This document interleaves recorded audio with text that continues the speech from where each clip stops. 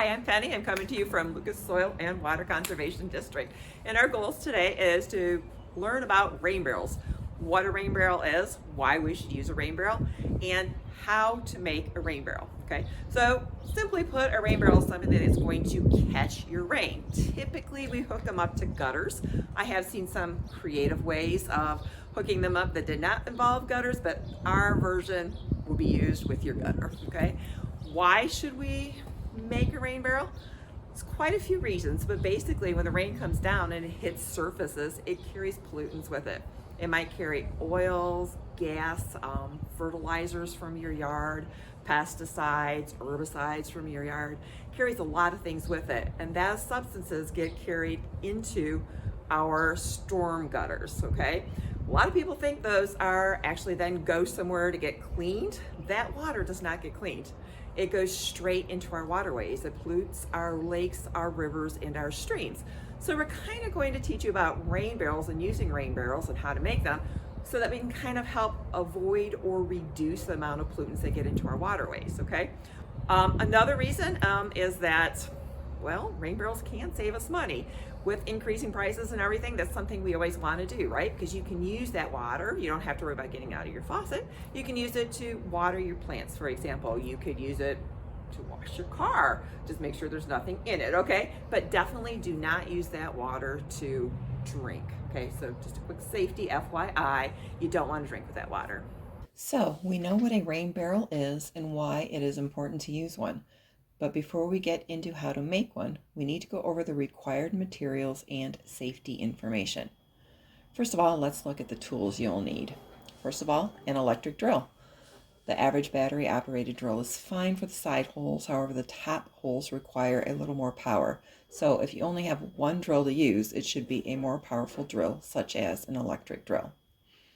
You'll also need a screwdriver or something similar. It doesn't need to be fancy. This is for pushing the plastic out of the hole saw if it gets stuck after drilling a hole, and for helping you fit the gasket into the bottom hole. There are 3 different size hole saws that you will need. You'll need one 4-inch hole saw, one 1 5/8 inch hole saw, and one 1 1/4 inch hole saw. And that's it for the actual tools. Now let's look at the materials parts that you will need. One 6-foot length or more of 1 1/2 inch diameter sump pump tubing with 1 3/4 inch metal hose clamp. You'll need 2 4-inch screened vents for the top where water enters. By having it be a screened vent, the screening does help keep mosquitoes out. You will also need a 1 1/4 inch by 1 1/4 inch overflow fitting to be used as an inside connector. And you'll need one 1 1/2 inch by 1 1/4 inch overflow fitting to be used as an outside connector. Together, these along with the tubing and the clamp act as an exit point for excess water. One valve spigot at 1 5/8 inch and one threaded rubber gasket at 3/4 inch. Together these form your faucet for attaching your hose or just for filling a watering can. All right, so before we actually build a rain barrel, we do want to talk about safety around power tools, okay? First of all, you want to wear some kind of protective eyewear, especially goggles. Those are particularly helpful. If you have long hair, you want your long hair pulled back. If you wear necklaces or you have scarves, jacket strings, loose clothing, anything that's going to hang down and kind of get caught up in that drill, you want to make sure you don't have that, say, on, or at the very least have it pulled back, tucked in, whatever, okay? And lastly, it's very helpful to have a second person with you.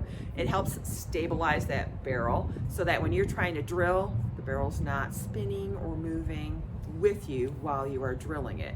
Plus, if something were to happen, you'd have that extra person there to help you out. Okay, now we're going to go ahead and show you how to make these barrels. Typically people use 50 to 55 gallon barrels. This is a 55-gallon barrel.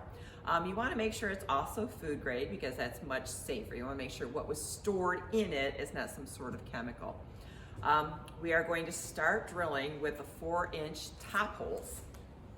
Okay. So it's typically you'll want to use your plugged in electrical drill with this, and this is what we call a 4-inch saw. My partner in crime here, Jessica, okay, is going to hold the barrel for me while I drill into this. But first of all, where to drill on this? We're gonna go ahead and tip that forward. Where these little screw caps are is where you would typically drill. Don't take the screw caps out, because this little bit here needs to kind of catch onto something so it doesn't wiggle all over the place and ruin the hole that you're drilling, okay? All right, so I love this one because it's got this extra grip here. You don't have to use something like that, but it is very, very helpful, okay? So first thing you do is trying to get it situated in the center of that hole as much as you can. Make sure, again, your drill bit is got that plastic to catch onto. Also, there's a little bit of torque here, so if you're not holding on tight, it really can wrench your wrist. So if you're not used to using drills, make sure you are holding on tight and you're kind of braced for that impact. It's only plastic, but it still catches people unawares, okay? All right.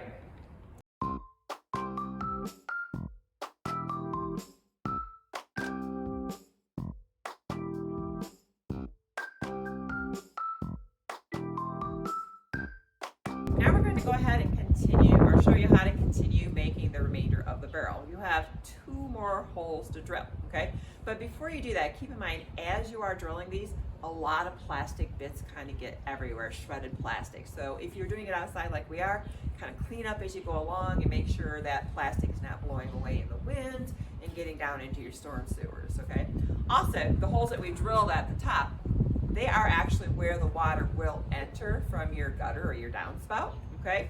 So when you go to drill the next hole is a hole for what we call the overflow tube. That overflow tube, you're going to have to decide whether you want it on this side of the barrel or this side of the barrel. It will be lined up with one of these holes, okay?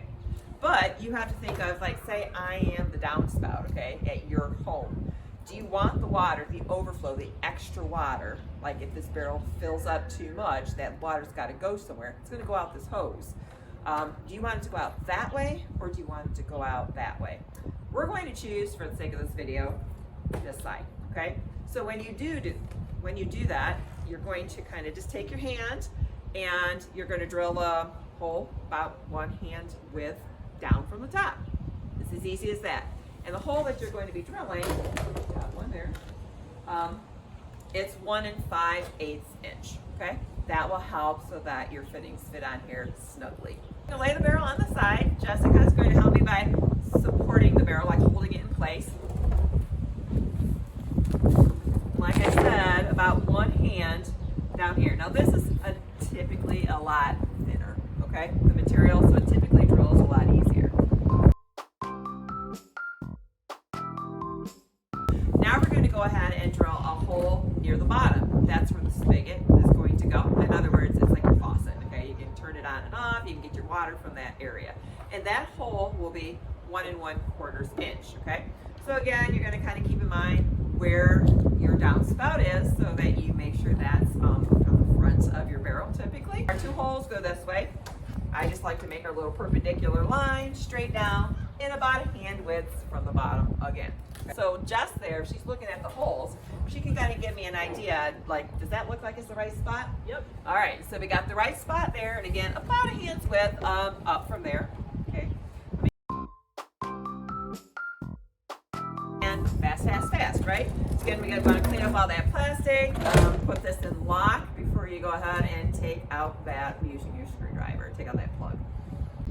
Okay, we're going to show you now how to put on the fittings for this.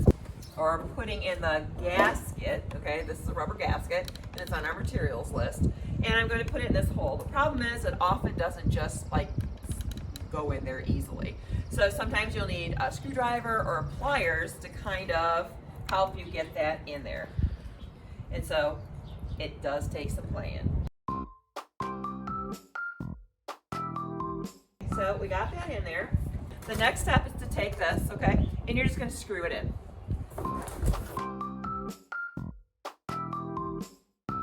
This overflow hose, let me go ahead and grab what we need, requires 2 fittings.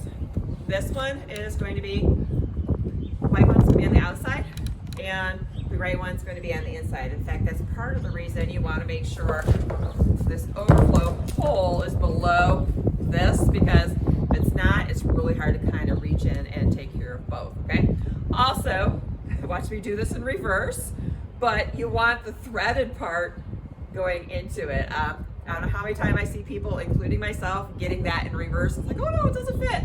It does. You just want to make sure the threaded part goes inside and matches up to the threaded part here, okay? Once I look in here and I start to see that go through, then I start to screw the gray one on.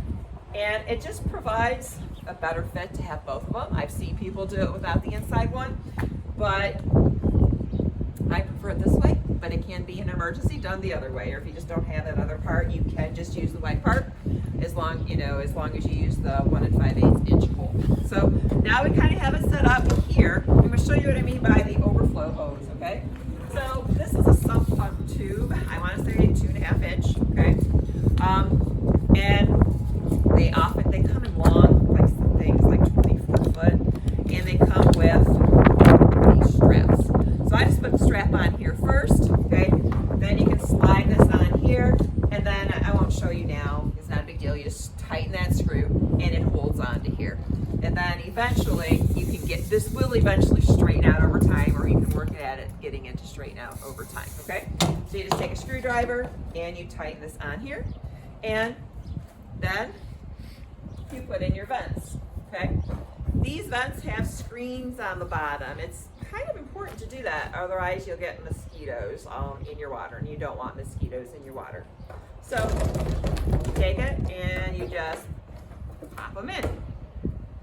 And you want the vent like opening to the center, because the water's going to come down the center and dissipate in either direction. And that's kind of what your finished product will look like.